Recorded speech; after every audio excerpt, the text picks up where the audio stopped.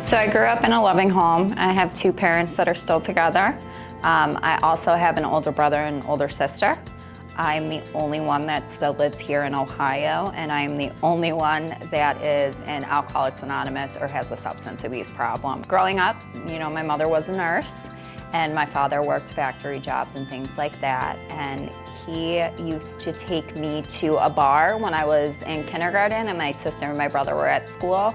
And I thought that was so normal. It was probably one of my favorite times because it gave me the connection that I wanted to have with my father, and I felt like I was my father's daughter.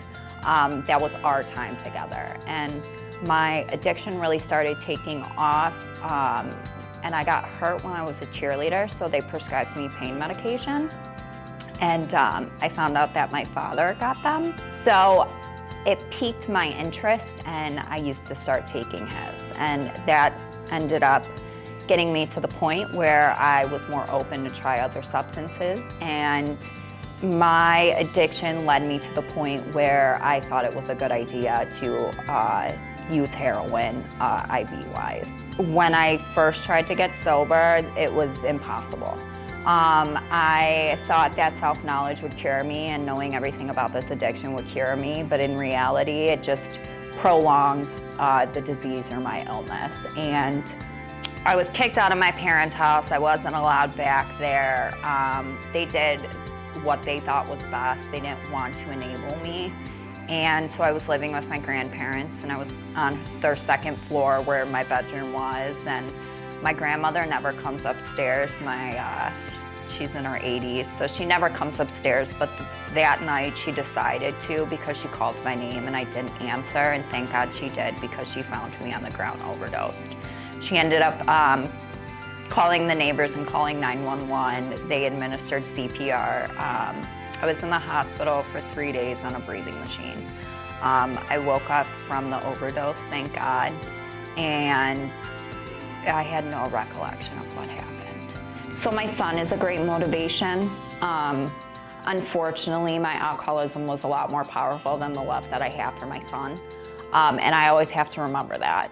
No matter how much I love somebody and want to be there for them, my alcoholism took me away from being able to be a mom. It took me away from having that loving relationship at a point in my life with my son and basically walking out on him.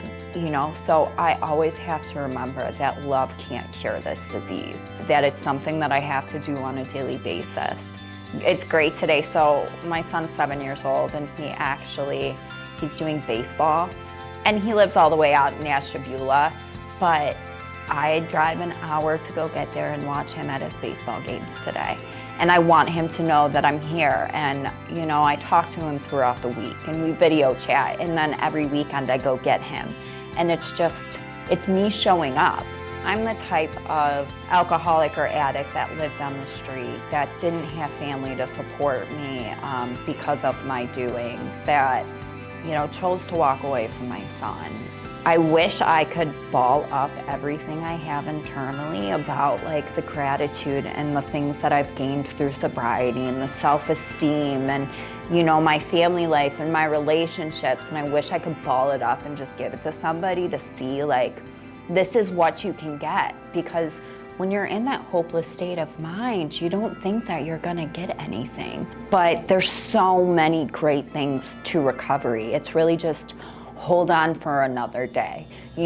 Seek out treatment. Talk to somebody that knows a little bit more on how to live a healthier life. You're not alone. There's people out there that have been through the same situations that you have. It's just finding those right people. You don't have to continue living your life like this. There's people out there to help you, and I think just admitting to yourself that maybe I do need a little bit of help, that's the first step.